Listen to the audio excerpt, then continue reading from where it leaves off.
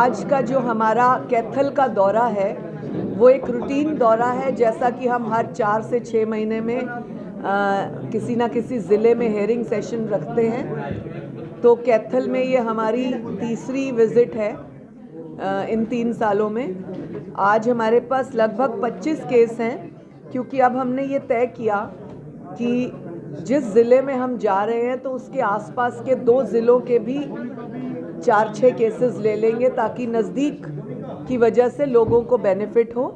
तो आज के 25 केसों में 16 केस कैथल के हैं, कुछ गुरुग्राम के, कुरुक्षेत्र के, फतेहाबाद के, यमुनानगर के, रोहतक के, करनाल के, अंबाला के, एक एक 2-2 केस ऐसे भी हैं।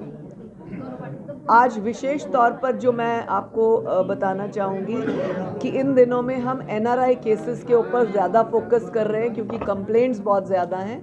तो आज भी हमारे पास 3 से 4 NRI केसेस हैं। देखना ये होगा कि उनमें हम जो कार्रवाई बनती है क्या है, कंप्लेंट क्या है, स्पेसिफिक मैटर क्या है, उसके बाद हम डिसीजन ले पाएंगे। तो आप लोगों के सपोर्ट और आशीर्वाद की आवश्यकता है हमें।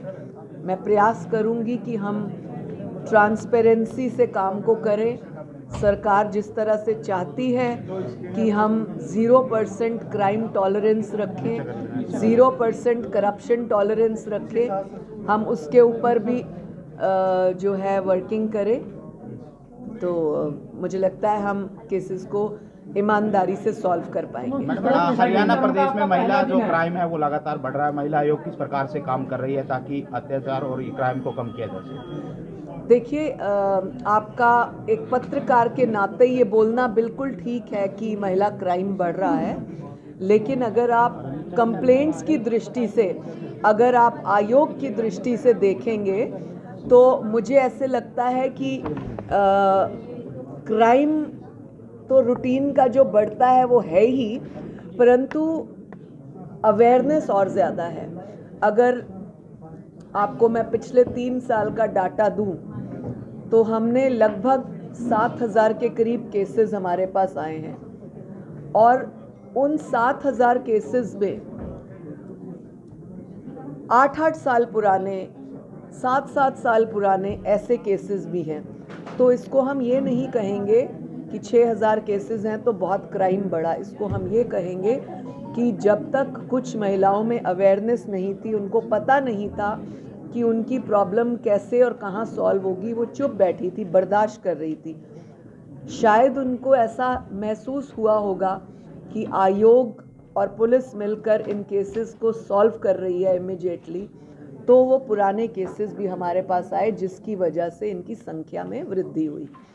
तो 6,000 केसेस में हमारा प्रयास रहा, हमने 5700 केसेस सॉल्व किए, 5700। तो ये एक बड़ा आंकड़ा है। बकाया 300 केसेस या तो कोर्ट में गए, या उनका पैचअप हो गया, म्यूचुअल अंडरस्टैंडिंग पे उन केसेस को ख़त्म किया गया, या वो ज़मीन जायदाद से जुड़े थे जो कि हमने कोर्ट में भेज दिए, क्योंकि वो हमारा विषय नहीं। कितने सालों में सॉल्व हुए? 3 वर्षों के केसेस, ये 3 वर्षों के। क्या विजन रहेगा आपका, क्योंकि पहला कार्यकाल समाप्त है, सेकंड टर्म का फर्स्ट डे है आपका? यस, आप सबके आशीर्वाद से और सहयोग से सरकार ने मुझे पुनः आशीर्वाद दिया, और आज मेरे सेकंड टर्म का पहला दिन कैथल से शुरू होता है।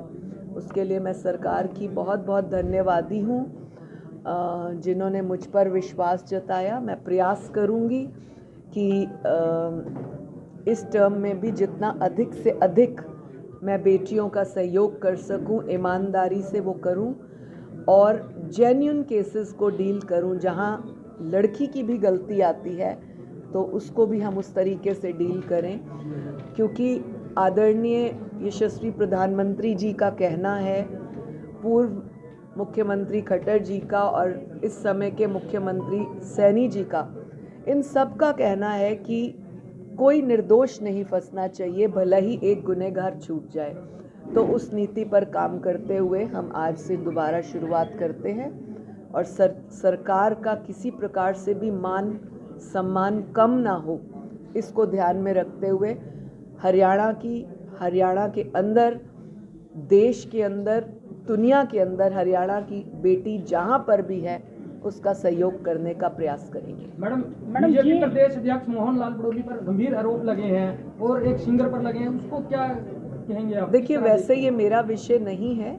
जो आरोप लगे हैं वो साबित होने चाहिए और जो भी बात सामने आएगी उसके मुताबिक सरकार 0% टॉलरेंस की है, वो काम करेगी। उसकी सहेली सामने आई है, उसने कहा है कि होटल में ऐसा होता है तो आवाजें नहीं आई। आयोग के पास जब वो सहेली आएगी और बात करेगी तो आयोग तब निर्णय लेगा। मैडम, आयोग के पास एक जींद एसपी पर लगे आरोपों की जांच चल रही थी, कहां तक पहुंची है? वो जांच जो है पुलिस ने एक कमेटी बनाकर सौंपी थी और उस कमेटी ने अपना क्या निर्णय दिया है वो पुलिस के अधिकारियों के पास पहुंच गया है और हमने उनको पत्र लिखा है कि वो हमारे पास भी उस निर्णय को जल्द भेजें और हम उसे पढ़ेंगे। उसके बाद आपको दोबारा 1 महीने पहले भी यही कहा था आयोग ने कि हमें जांच नहीं दी गई। अब करीब महीना नहीं, हो गया, हमें तो ये आयोग पता के पास लगा है 1 कि महीने जांच कमेटी ने अब दी है उनको। जो कमेटी बनी थी उन्होंने अपनी रिपोर्ट अब दी है, तो हमारे पास जिस दिन भेजेंगे हम आपके साथ दोबारा एक बार रूबरू होंगे। तो अवॉइड किया गया क्या आयोग को इस जो जांच चल रही नहीं, अवॉइड क्यों करेंगे? अवॉइड करके उनको क्या फ़ायदा है? अवॉइड नहीं करेंगे। हमें जब वो जांच भेजेंगे हम उसे पढ़ेंगे, जो निर्णय लेना होगा वो लेंगे।